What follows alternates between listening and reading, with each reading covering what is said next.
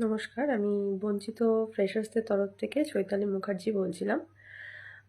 আজকে আমি ভিডিওটা করছি কারণ হচ্ছে যে আমাদের মানে খুব সত্বর আমাদেরকে আহ, উম, উম, সুপ্রিম কোর্টে যেতে হবে। কারণ আপনারা দেখছেন যে হাইকোর্টে যে মামলাগুলো উঠছে সেগুলো প্রচণ্ড পরিমাণে দেরি হচ্ছে এবং তাড়াতাড়ি করে এটার কোনো সুরাহা আমরা হাইকোর্টে আশা করছি পাবো না। তো হাইকোর্টে না পাওয়ার জন্যই আমাদেরকে কিন্তু এটা আমাদেরকে আহ, উম, সুপ্রিম কোর্টে যেতে হবে। সুপ্রিম কোর্টে আমরা যাব হচ্ছে এক্সপায়ারি অফ প্যানেল নিয়ে। তাছাড়া আমাদের কাছে আরও যে টেন্টেড ক্যান্ডিডেট যারা পরীক্ষায় বসে পড়েছে তাদেরও একটা বৃহত্তর সংখ্যায় আমাদের কাছে লিস্ট আছে, সেগুলো নিয়ে আমরা যাব।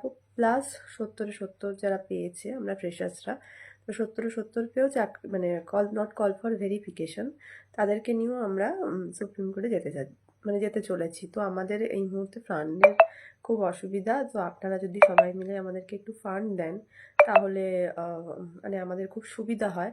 ফান্ডের অভাবে আমরা সুপ্রিম কোর্টে এগোতে পারছি না।